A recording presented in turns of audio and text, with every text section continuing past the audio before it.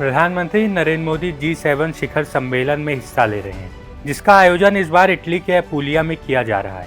सम्मेलन का आयोजन ऐसे समय में हो रहा है जब दुनिया में दो बड़े युद्ध चल रहे हैं। यूरोप में एक तरफ रूस यूक्रेन युद्ध 2022 से ही जारी है, वहीं दूसरी ओर मध्य पूर्व में गाजा में इजराइल लगातार कार्रवाई कर रहा है। हालांकि इन G7 के 7 देशों में भारत का नाम नहीं है। भारत को आउटरीच देश के रूप में G7 शिखर सम्मेलन में आमंत्रित किया गया है। लेकिन ये G7 है क्या और इसका काम क्या है? भारत को इसमें क्यों आमंत्रित किया जा रहा है? यह सब हम जानेंगे आज की इस वीडियो में। G7 के बारे में आगे जानने से पहले इस बार के सम्मेलन और इसके एजेंडे के बारे में जान लेते हैं। दरअसल इटली के अपूलिया में आयोजित होने वाला यह सम्मेलन G7 का 50वां शिखर सम्मेलन है। अगर इस बार के एजेंडे की बात करें तो शिखर सम्मेलन में शामिल होने वाले देश रूस यूक्रेन युद्ध, इजराइल हमास संघर्ष, गाजा में संघर्ष विराम और आर्टिफिशियल इंटेलिजेंस पर बात करने वाले हैं।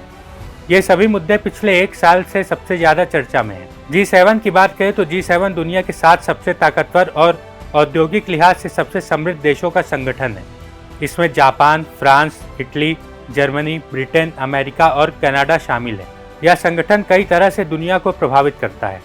G7 नेटो, EU यानी यूरोपियन यूनियन या यूनाइटेड नेशन की तरह कोई आधिकारिक संगठन नहीं है, लेकिन इसने कई वैश्विक समस्याओं को हल करने में बड़ी भूमिका निभाई है। G7 सदस्य देश वर्तमान में ग्लोबल GDP का लगभग 45% और दुनिया की 10% से अधिक आबादी का प्रतिनिधित्व करते हैं। G7 में जिन मुद्दों पर सहमति बनती है, सदस्य देश उन्हें मानने के लिए बाध्य नहीं होते। यह उनके देश के कानून और उनकी निजी पसंद पर निर्भर करता है। G7 की अध्यक्षता हर साल रोटेट होती रहती है। जिस देश के पास अध्यक्ष की कुर्सी होती है, उसके पास एजेंडा तय करने का अधिकार भी होता है। सदस्य देश अंत में बैठक का पूरा सार पेश करते हैं। इसे लिखने की जिम्मेदारी भी मेजबान देश के पास होती है। G7 से जुड़ी कुछ जरूरी बातें भी जान लेते हैं। G7 का पूरा नाम ग्रुप ऑफ 7 है। इसे 1975 में 6 देशों ने मिलकर बनाया था। 1976 में कनाडा भी इस संगठन में शामिल हुआ, जिसके बाद यह G7 कहलाने लगा। G7 मानवाधिकार और लोकतंत्र पर जोर देने वाला संगठन है। इसका मकसद आर्थिक विकास में मजबूती देना है। G7 की हर साल वैश्विक मुद्दों पर बैठक होती है। बारी बारी से सदस्य देश G7 शिखर सम्मेलन की मेजबानी करते हैं। हर साल 2 दिनों तक शिखर सम्मेलन का आयोजन होता है। अब एक सवाल यह भी है कि सदस्य देश न होते हुए भी भारत को इसमें क्यों बुलाया गया है? तो आपको बता दें कि विकसित देशों की इस संगठन के लिए भारत बेहद ही अहम देश है। इसकी कई वजहें हैं, जिसमें दुनिया में भारत की बढ़ रही ताकत भी शामिल है। भारत दुनिया की 5वीं सबसे बड़ी अर्थव्यवस्था है। दुनिया की सबसे ज़्यादा आबादी वाला देश भी भारत है। दुनिया भी अब भारत की बढ़ती हुई गति को देख रही है और इसी वजह से भारत G7 संगठन के लिए खास है।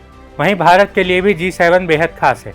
यह संगठन भारत को America, Britain, France, Germany, Italy, Japan और कनाडा जैसे विकसित देशों के साथ द्विपक्षीय संबंधों को मजबूत करने का एक मंच प्रदान करता है।